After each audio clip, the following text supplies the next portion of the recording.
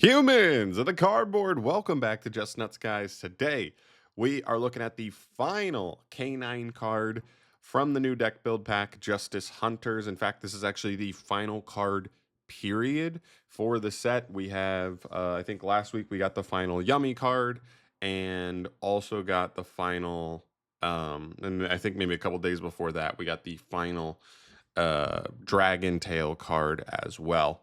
Looks like a fairly promising deck build pack, all things considered, but let's take an individual look here at the final card here called Case of Canine. I love the artwork on this. I love just how it's just this grimy, like, alleyway in, like, what kind of looks like a Neo Tokyo kind of atmosphere here. So, very curious, if this ties in lore wise or not. This looks very cool, though. I like this. All right. Anyway, we're looking at Case of Canine. It's a continuous spell, obviously. You can only activate one card with this card's name per turn. You can only use the third effect of this card's name once per turn as well. When this card resolves, you can add a canine monster from your deck to your hand. Money, cash in the bank. This is an auto 3 of in the deck, I would have to imagine. Yeah, this rocks. This is already really good. So we'll take it. This is something I actually was like kind of worried about when we went over the first, initial released cards, that I was like, okay, they have these quick play spells that kind of like take them from one of their exceeds into another one of their exceeds, and that's fun and all. But like, where's the consistency? How does this deck play? This deck, I think, still to this day, does not have a one card starter aside from your opponent hand trapping you. I still think that's the legit only way this deck has like a one card line. It still doesn't have one card lines until your opponent uses a monster hand trap or some kind of monster effect on you. So interesting, but still really good. This is exactly this is like a very specific addition that I wanted to see happen. All right, second effect. Canine monsters you control gain 900 attack the turn your opponent activated a monster effect in the hand or graveyard. That's just a nice little bonus. This deck, that's kind of the whole vibe of this deck. Once you get your opponent to activate a monster effect from hand or grave that turn, your deck like becomes like twice as good. Everything jumps out of the hand for free. Excuse me. All of your effects become like significantly stronger, and yeah, that's kind of the goal here. And third effect of this card in the spell and trap zone is destroyed by card effect. You can set a canine quick play spell from your deck or graveyard. I don't mind that either. Um, when I was thinking about it, I was like, I can't even remember if any of the cards in the first wave destroy this card or not, or like have a way to destroy this like cleanly. Uh, they might not, but either way, it's just one of those. It's either going to be an annoying card that like keeps giving you buffs over and over again. Um, every time your opponent uses a monster effect from hand or grave every turn. And so if it doesn't get addressed, this card will just keep offering you that. If it does get hit, if it does get popped, you can obviously then just take advantage of that third effect. So it's kind of one of those win-wins where it's like if it stays up, it's still a win. If it goes to grave, it's a win.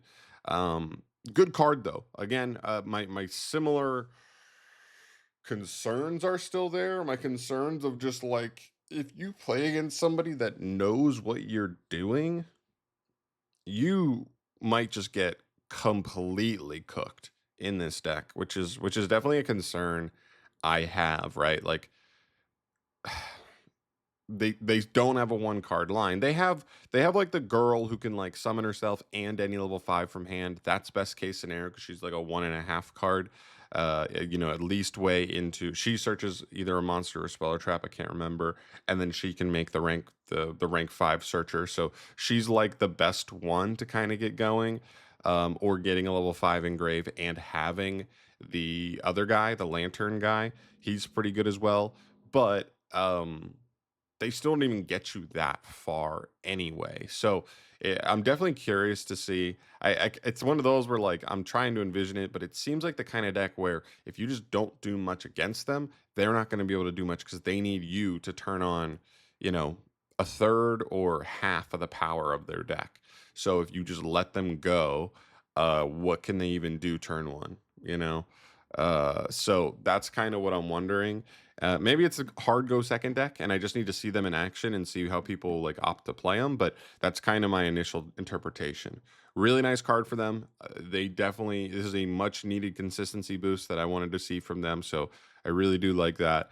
But yeah, we'll just have to see how it all comes together and how people choose to play it. And of course, this is a deck build pack, which means we're probably looking at least 2 more core sets post this initial drop from, Justice Hunters of 1 or 2 cards of support, 1 or 2 cards of support, and then maybe the archetype significantly better. We've seen this time and time again. We have seen stuff like Exo Sister go from unplayably awful to really good. We've seen Rescue Ace go from unplayably awful to really good because of follow-up support. So I even think this archetype is ahead of where those archetypes were when they initially got released.